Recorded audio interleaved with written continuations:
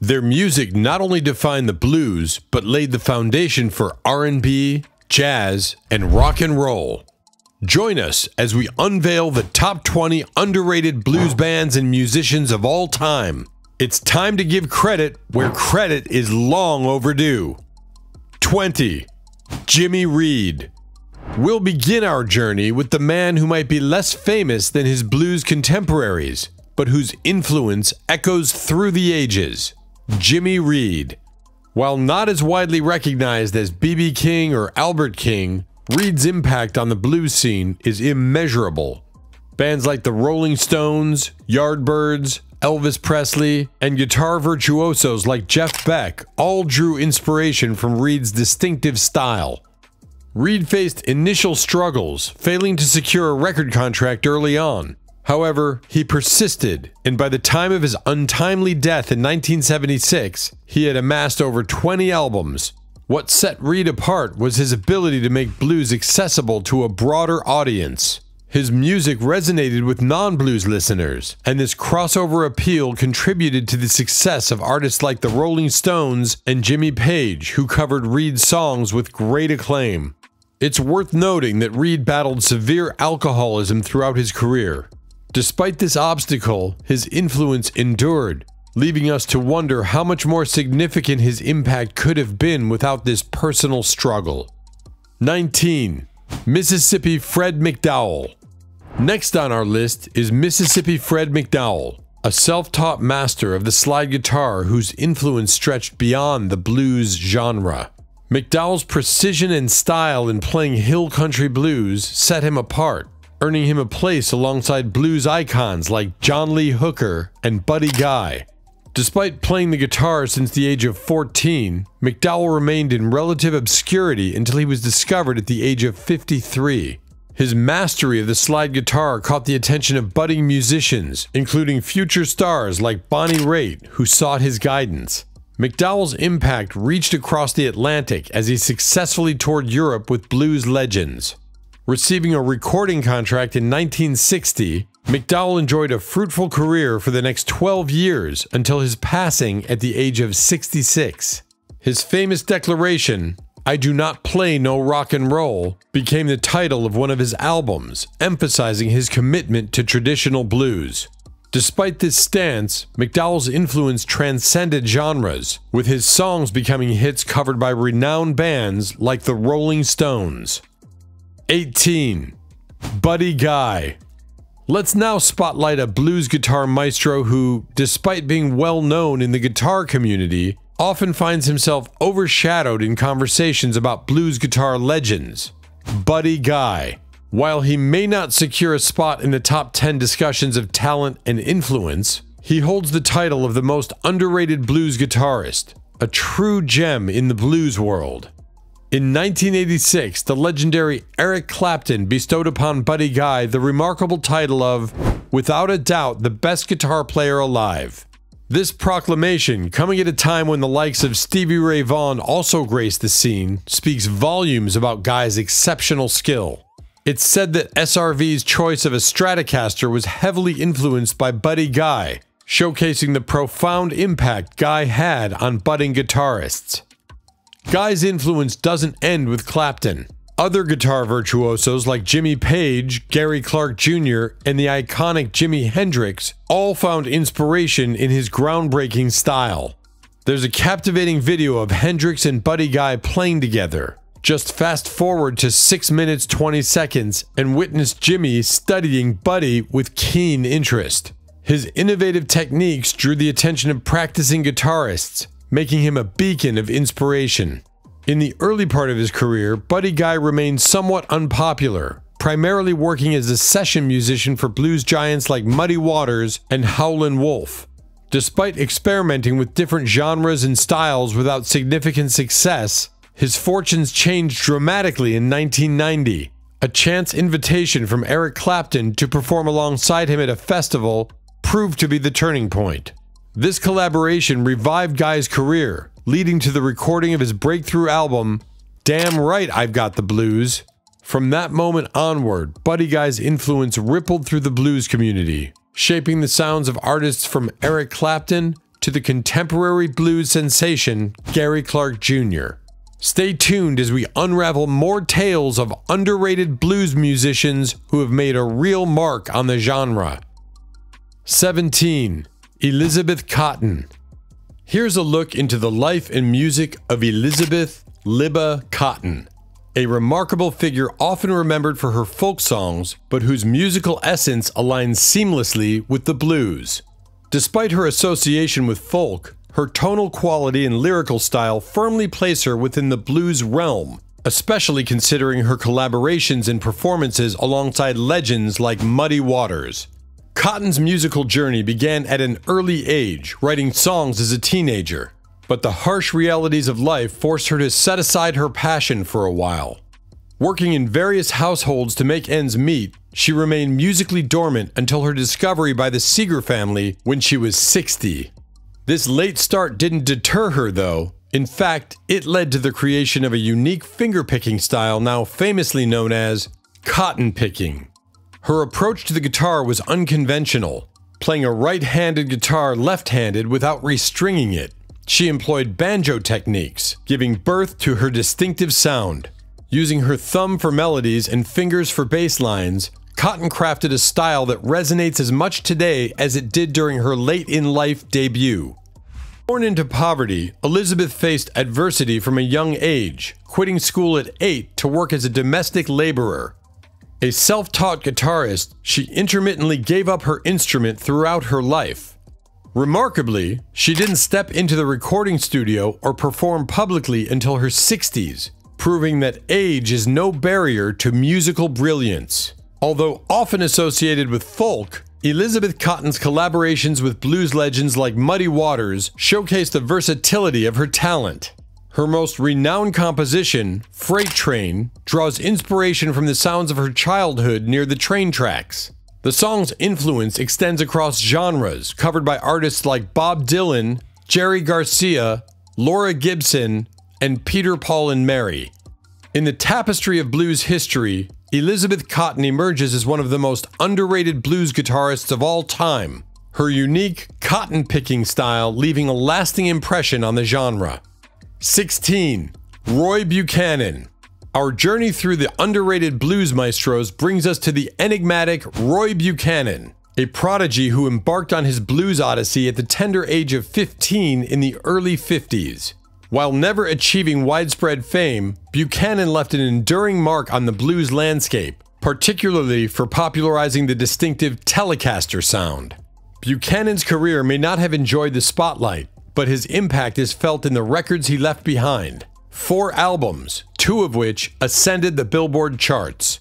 A true maverick, Buchanan's influence rippled throughout the guitar world, inspiring legends like Gary Moore and Jeff Beck. Tragically, Buchanan's life took a dark turn, and at the age of 49, he was found hanging in his cell following an arrest for drunkenness. Despite his struggles, Buchanan's legacy as a serious blues artist was cemented in the 1960s when he collaborated with fellow blues musicians like Dale Hawkins, Ronnie Hawkins, and Freddie Cannon. His role as the bass guitarist on tracks such as Who Do You Love and My Babe showcased his prowess within the music scene, even if he remained relatively unknown outside of it. Often dubbed the best unknown guitarist in the world, Buchanan was a virtuoso who challenged the norms of guitar playing. Rejecting the need for pedals, he demonstrated that a world of sounds could be coaxed from the guitar itself. His innovative techniques, including pinch harmonics and a wah-wah effect without pedals, marked him as a true pioneer. While Buchanan may have been a guitarist's guitarist, his talent received national recognition when PBS produced a documentary about him in 1971. This exposure led to an upward trajectory in his career, but mass appeal eluded him. Nevertheless, his work continued to resonate with guitar icons such as David Gilmour, Jeff Beck, and Gary Moore, all of whom cite Buchanan as a profound source of inspiration. 15. Skip James. In the echelons of underrated blues virtuosos, Skip James stands tall, his name resonating for all the right reasons. His musical prowess extends beyond the conventional blues framework, as he seamlessly incorporated diverse stylistic elements into his compositions, fashioning a sound and melody uniquely his own.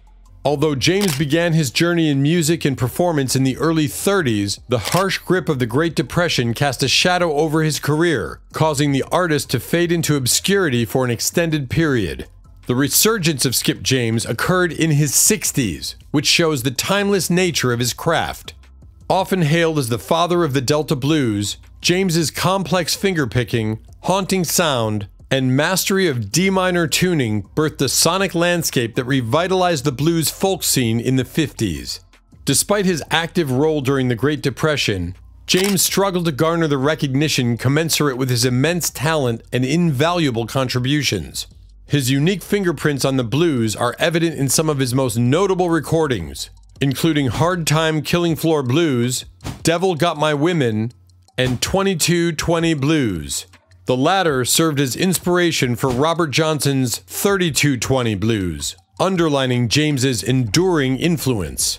Skip James' journey, fraught with periods of obscurity, paints a picture of resilience and unwavering dedication to his craft. It's high time this blues luminary takes his rightful place as one of the founding fathers of the blues sound, one of the most influential artists of all time. 14. Otis Rush. Enter the realm of West Side Chicago blues, and you'll experience the influence of the legendary Otis Rush. Renowned for his bent notes and slow-burning musicality, Rush's style found kindred spirits in the likes of Buddy Guy and Magic Sam. His innovative approach to the guitar not only defined a genre, but also laid the foundation for future guitar virtuosos, including the likes of Eric Clapton and Michael Bloomfield. Rush's journey into the world of music was far from conventional. No formal training, just an unyielding determination. Teaching himself to play his brother's guitar upside down due to his left-handed orientation, Rush's musical destiny took a definitive turn after attending a Muddy Waters concert in Chicago, an experience that would alter the course of his sharecropper's life forever. Possessing a powerful tenor voice and crafting heartfelt lyrics, Rush carved out an original sound that resonated with audiences. His debut song, I Can't Quit You Baby, emerged as a blues hit, finding later renditions by iconic acts as the Rolling Stones and Led Zeppelin. Inducted into the Blues Hall of Fame and a Grammy Award winner, Rush's magnetic appeal found its strongest foothold in Europe and Japan, where ardent fans celebrated his contributions to the blues.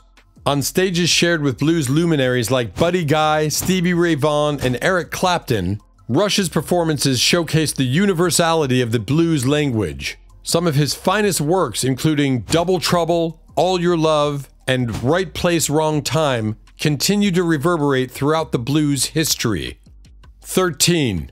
Jimmy Vaughan. In the shadows of his late brother Stevie Ray Vaughan's meteoric fame, Jimmy Vaughan is a living example of blues virtuosity.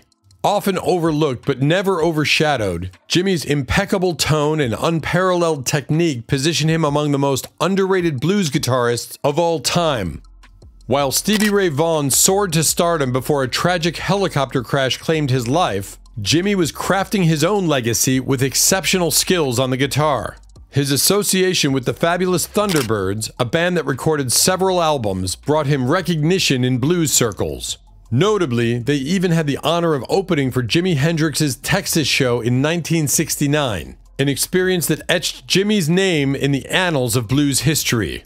The collaborative efforts of the Vaughan brothers extended to a posthumously released album after Stevie's untimely demise. Despite the challenges of living in the formidable shadow of a blues icon, Jimmy persevered. He ventured into solo territory with the album Strange Pleasure and made a mark in the film world with a role in Blues Brothers 2000.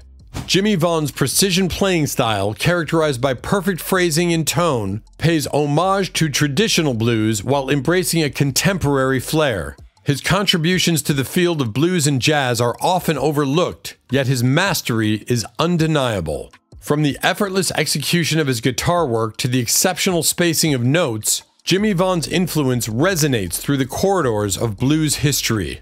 Dive into the sublime sounds of Dengue Woman Blues, Six Strings Down, and Don't Ya Know to truly appreciate the brilliance of Jimmy Vaughn, a maestro who deserves a spotlight in the pantheon of blues greatness. Stay tuned as we uncover more hidden gems in the world of underrated blues musicians. 12. Albert Collins. In the realm of underrated blues guitarists, Albert Collins, fondly known as the Iceman, stands as a true maestro with a distinctive sound that remains unparalleled. What sets Collins apart from his contemporaries is his unique combination of altered tunings and capo, creating a sonic signature that echoes through the corridors of blues history. Collins wielded his guitar on an open F minor chord, setting his capo at the 6th or 7th fret, a technique that became synonymous with his groundbreaking style. His journey into the blues limelight began with the debut album The Cool Sound of Albert Collins in 1964, marking the genesis of a musical legacy that would shape the blues landscape. Relocating from Kansas City to California, Collins faced the challenges of establishing himself on the competitive West Coast circuit. It took him a year to solidify his presence, leading to the release of the album Truckin' with Albert Collins, and paving the way for subsequent masterpieces like There's Gotta Be a Change, Don't Lose Your Cool, and Cold Snap. Even after his passing, Collins' impact reverberated through the blues world. Posthumously, his final album received a Grammy Award nomination for Best Blues Contemporary Album, proving the relevance of his musical prowess. Beyond his technical mastery, Albert Collins was renowned for his charismatic stage presence. His informal performance style, at times walking off the stage mid-performance to engage with the crowd, added a layer of authenticity to his devotion to the blues. 11. Mike Bloomfield. In the misty haze of the blues landscape, where tales are often veiled in the echoes of booze and drugs, the story of Mike Bloomfield emerges as a poignant yet underrated chapter in blues history. Bloomfield, whose life concluded tragically in his car from cocaine and methamphetamine poisoning, left behind a legacy that reshaped the narrative of blues guitarists. During the early 1960s, Bloomfield rose to prominence as one of the first artists celebrated primarily for his instrumental prowess. His journey, however, took a unique turn as he didn't venture into singing until a decade into his career.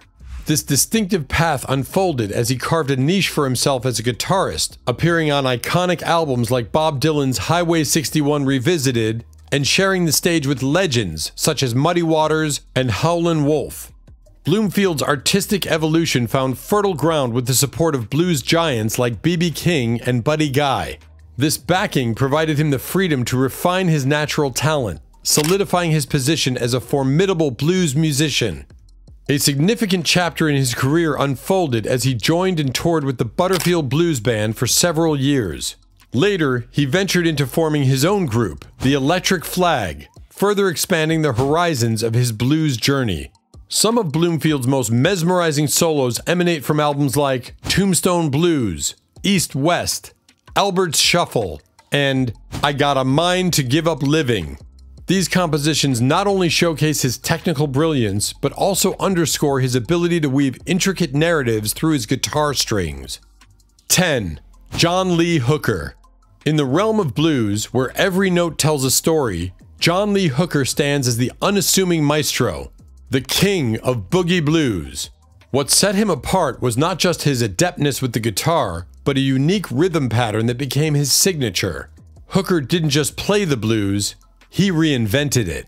His genius lay in the adaptation of traditional blues songs into original compositions, infusing them with a distinctive flair. One of the hallmarks of Hooker's style was his refusal to adhere to standard beats. He played it by ear, changing tempos effortlessly. This idiosyncrasy, however, made collaboration with backup musicians a challenge. Only a select few, such as Eddie Kirkland and Eddie Taylor, could navigate the labyrinth of Hooker's musical eccentricities. 1962 marked a turning point in Hooker's career with the popularity of his songs Dimples and Boom Boom. This success catapulted him onto the European stage, where he toured extensively, collaborating with the British rock band The Groundhogs and later the American group Canned Heat. Their joint effort, the album Hooker in Heat, earned him a spot on the coveted Billboard 200. Despite these successes, John Lee Hooker never achieved the same level of popularity as contemporaries like B.B. King and Albert King. His aversion to headlining shows, consistently choosing the middle spot on the bill, contributed to this relative obscurity. Yet the impact of his classics like Boogie Chillin', Crawling King Snake, and Boom Boom extended far beyond charts, inspiring the next generation of blues and rock musicians. His involvement in the 1980 film The Blues Brothers, alongside icons Ray Charles and Aretha Franklin, showcased his enduring influence. Endless Boogie and the album Never Get Out of These Blues Alive with Steve Miller and Van Morrison added further accolades to his name. John Lee Hooker's journey was not without its challenges. To navigate contractual recording obligations, much of his music was released under pseudonyms like John Lee Booker, Birmingham Sam, John Lee Cooker, Texas Slim, Delta John, and The Boogeyman. 9. Peter Green. Venturing into the heart of the British blues music scene during the 1960s, Peter Green emerged as a leading figure with a sound uniquely his own. His trademark string bending and vibrato not only set him apart from other guitarists, but etched his name in the annals of blues history. In 1967, Green founded Fleetwood Mac, a band that would become synonymous with classic blues covers and original compositions. Collaborating with luminaries like Otis Spann, Buddy Guy, and Willie Dixon, Green's guitar prowess became legendary. However, his journey was fraught with mental health struggles that led to his departure from Fleetwood Mac in 1970. Despite the challenges, Peter Green's influence resonates in the work of many guitarists who followed, making him an unmistakably underrated blues guitarist. 8. Junior Wells. Amos Wells Blakemore Jr., known by his stage name Junior Wells, was a formidable American singer, harmonica player, and recording artist. His rhythmic and bluesy tunes found a special place in the Chicago blues music scene of the 1950s and 60s. Messin' with the Kid and the 1965 album Hoodoo Man Blues showcase Wells' prowess, with critics hailing the latter as one of the truly classic blues albums of the 1960s. In 1952, Wells joined Muddy Waters Band, embarking on years of touring and honing his solo projects. Hits like Messin' with the Kid, Come On In This House, and It Hurts Me Too solidified his status as a blues icon. Junior Wells, often categorized as rhythm and blues, remains an underrated blues guitarist whose impact extends beyond the blues realm. His collaboration with blues greats Earl Hooker and Buddy Guy, along with ventures into rock, including touring with the Rolling Stones, further underscores his multifaceted musical journey. 7. Gary Clark Jr. In the ever-evolving landscape of blues guitarists, Gary Clark Jr. represents the genre's enduring spirit. Emerging from the famed Anton's Record Shop in Austin, Texas, a breeding ground for talents like the Vaughan Brothers, Clark found himself amidst a rich blues legacy. His journey into the blues limelight gained momentum in 2010 when Eric Clapton, recognizing his exceptional talent, invited him to the Crossroads Festival, a stage that would set the scene for his meteoric rise. What makes Gary Clark Jr. both great and underrated is his distinctive style, a fresh, unshackled approach that seamlessly weaves together the old and the new blues. Clark's ability to transition from his original licks to those reminiscent of John Lee Hooker or Albert King sets him apart. While many blues guitarists incorporate such influences, Clark does it with a finesse that might go unnoticed to an untrained ear. It's in the nuances, the replaying of a live performance where the magic unfolds, revealing layers of famous licks masterfully interwoven into his own. What further elevates Clark's greatness is his fearless departure from traditional blues structures. Unafraid to venture outside the pentatonic shapes, he adds melodic pentatonic phrasing and introduces notes that defy convention. In this regard, his style shares echoes of blues legends like Hendrix and SRV, embodying a gritty yet purposeful precision. One of Clark's defining moments is his cover of the Beatles' Come Together. In this rendition, he not only transforms the song, but injects it with a Hendrix, Zeppelin, Nirvana flair. This audacious approach to reinterpreting classics showcases his ability to reshape and redefine tones, pushing the boundaries of blues without losing its essence. 6. Chris Stone, Kingfish Ingram. As we delve deeper into the realm of underrated blues guitarists, we encounter a true prodigy, Chris Stone Kingfish Ingram. At a mere 22 years old, Kingfish is already carving out a name for himself in the blues world. Rooted in the Delta blues tradition and profoundly influenced by the legendary B.B. King, Ingram stands as a beacon illuminating the future of blues music. What sets Kingfish apart is his remarkable restraint. In an era where young talent often succumbs to the temptation of overplaying, Ingram exercises a rare degree of control, playing with a depth of soul that belies his age. Fans are quick to draw parallels between Kingfish and early B.B. King, a comparison that few artists could bear, let alone embrace. Beyond his exceptional guitar skills, Kingfish's voice deserves its own accolades. Reminiscent of B.B. King, his vocal prowess competes with his guitar virtuosity as a top-tier performance element. It's a rare feat for a guitarist to translate the emotional depth of their singing into their playing. Yet Chris Stone Kingfish Ingram accomplishes this with finesse and purpose. As we witness the early chapters of his career, it's evident that Kingfish is poised for greatness. The anticipation surrounding his future endeavors is palpable, and the prospect of seeing him evolve further is a thrilling one. Even blues icon Buddy Guy has weighed in, dubbing Kingfish the next explosion of the blues. With such ringing endorsements, it's clear that the future of blues rests securely in the capable hands of Chris Stone Kingfish Ingram. 5. Bukka White. In the vast landscape of blues, Bukka White stands as a unique figure, weaving his musical narrative across the Delta. Born Booker T. Washington White in 1906 in Houston, Mississippi, not to be confused with Houston, Texas, his journey into music began with fiddle tunes learned from his father. Although initially resistant to the idea of devil music in the household, White's father eventually facilitated his musical pursuits by buying him a guitar.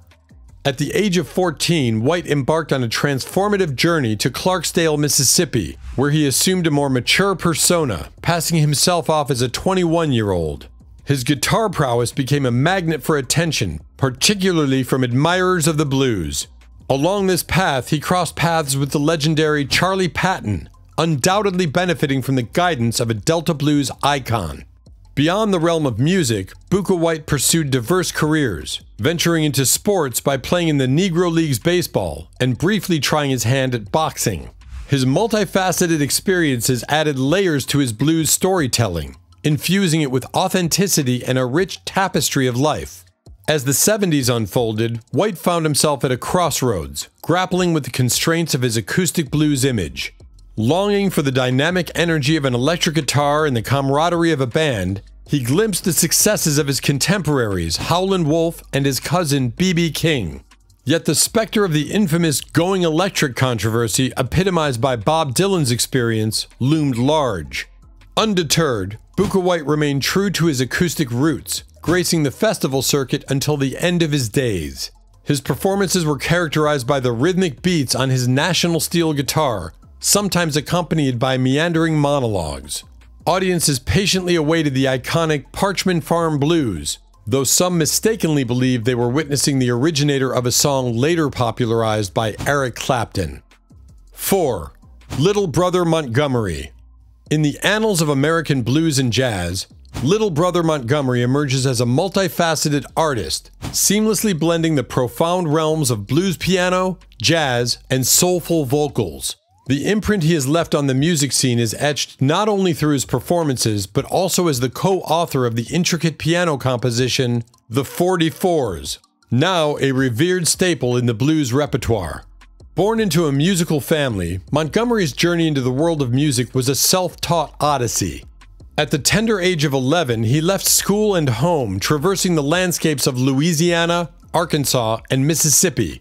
His musical sojourn took him through taverns, barrel houses, and a melange of venues where he showcased his prowess as a soloist and blues singer. Collaborations with jazz and dance bands, as well as blues guitarists, marked the diverse tapestry of his early career. In 1928, Montgomery made a significant move to Chicago, a city that would become a pivotal stage for his musical evolution. House rent parties became his domain, providing a platform for his expressive performances. His first recordings, including the notable Vicksburg Blues and his original take on the 44s, resonated with the soul of the blues, capturing the essence of his artistry. A subsequent move to Jackson, Mississippi saw Montgomery forming the Southland Troubadours, also known as the Collegiate Ramblers, solidifying his presence in ballrooms across the South. The prolific year of 1936 witnessed him recording 18 solos and vocals in a single day, introducing standards like Shreveport Farewell and The First Time I Met the Blues. Returning to Chicago in 1942, Montgomery's musical finesse took on a New Orleans-style swing, enchanting audiences with his wide-ranging repertoire encompassing blues, boogie-woogie, ragtime, popular songs, and jazz standards.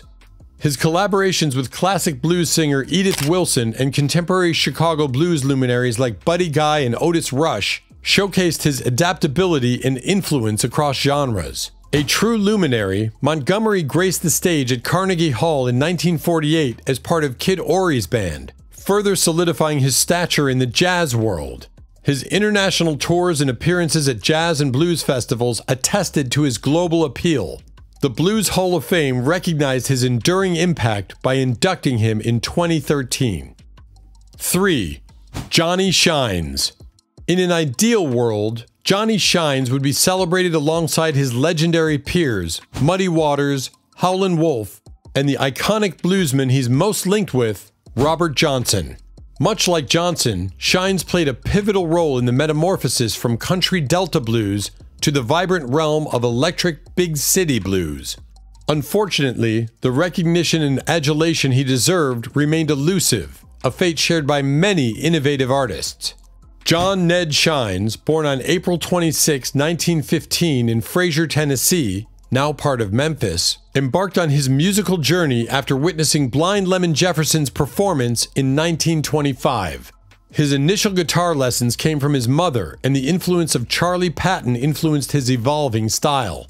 In 1932, while working as a sharecropper in Hughes, Arkansas, Shines encountered a young Howlin' Wolf, marking the beginning of a transformative musical companionship. Despite an initial awe that made Shines view Wolf as having sold his soul to the devil, he overcame his fear and shadowed his hero, absorbing every nuance of his playing. Legend has it that Shines debuted on stage during one of Wolf's juke joint performances, seizing the opportunity to commandeer the guitar and ignite the crowd. This marked the emergence of Little Wolf, a moniker reflecting his burgeoning reputation. Johnny Shines earned acclaim not only for his original contributions, but also as a premier interpreter of blues legend Robert Johnson. The mystique surrounding their relationship adds to the folklore of Johnson's enigmatic life.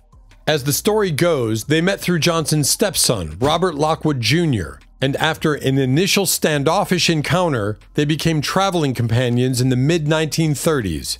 Their journey involved performing on different street corners in every town they visited. 2.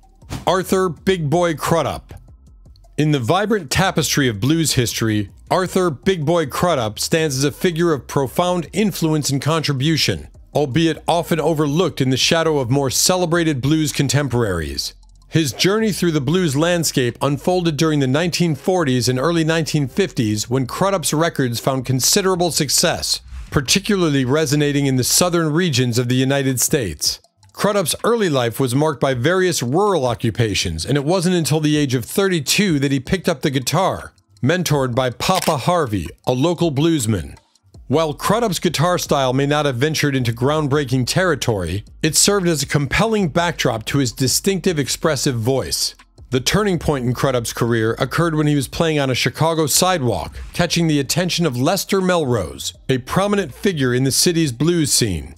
Over the next 12 years, Crudup recorded around 80 tracks for Victor Records' Bluebird label, producing songs that would later become blues standards. Notably, Mean Old Frisco became one of the first blues recordings to feature an electric guitar, changing the course of blues music forever. His recording of Dust My Broom in 1949 and subsequent ventures under the name Elmer James showcased Crudup's versatility. Despite attempts to modernize his sound with the addition of piano, harmonicas, and saxophones, Crudup's heyday waned by 1954. However, a resurgence awaited him in the mid-60s when the burgeoning interest in blues among white audiences opened new avenues. Bob Coaster's Delmark record label provided Crudup with a platform for a second career, leading to performances at campuses and clubs across the USA and even venturing to Europe. It's crucial to acknowledge Crudup's impact on the blues, especially considering his contributions to Elvis Presley's early repertoire. While two of Crudup's compositions, That's All Right and My Baby Left Me, were recorded by Presley, the financial benefits for Crudup remained limited.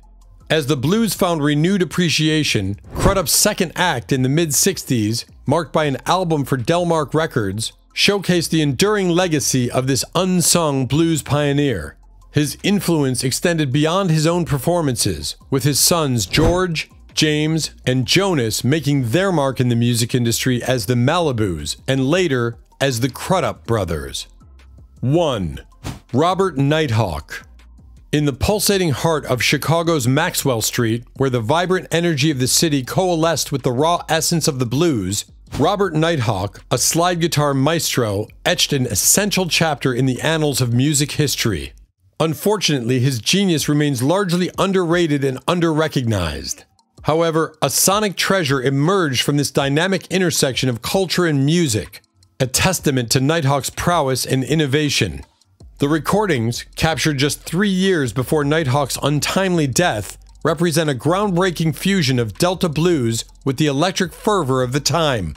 Remastered to perfection, the album not only preserves the original tracks but introduces 5 new additions, offering an immersive experience that transports listeners to the iconic Maxwell Street. This locale, akin to Chicago's version of the French Market, hosted an electrifying street party where music reverberated through the open air for all to hear. For those unfamiliar with Maxwell Street, envision the iconic scene of John Lee Hooker playing in the street during the Blues Brothers movie, a snapshot of the lively, unfiltered musical spirit that permeated this vibrant space. In this context, Nighthawk's album becomes more than a collection of songs. It's a sonic journey, an essential document of an artist who, regrettably, left behind too few recordings. The track Honey Hush serves as a striking showcase of Nighthawk's slide guitar virtuosity, delivering a performance that transcends the ordinary and delves into the realm of the extraordinary. The sound quality of the remastered version further enhances the experience, placing the listener right amidst the fervor of Maxwell Street's musical revelry. Beyond the music, the album offers a priceless glimpse into Nighthawk's personality through an interview at its conclusion. Engaged by Mike Bloomfield, Nighthawk delves into impromptu songs, imparts history lessons about the preferences of street audiences, and shares wry wit, such as his remark about avoiding employment under 2 different men, clarifying that he's already working for the devil. However, the true allure lies in the complete recorded jam, capturing the unfiltered collaboration of musicians and the spontaneous interplay of sounds. From the urging of the band to testify in the All I Want for Breakfast / Them Kind of People medley, to the raw intensity of Mama Talk to Your Daughter, where cues pass among the musicians, the album encapsulates the authenticity and unbridled creativity of street blues. That's all, folks. If you've discovered a new favorite or want to share your thoughts, drop a comment below. Don't forget to hit that like button, subscribe for more amazing content, and ring that notification bell to stay tuned for our next videos. Thanks for watching.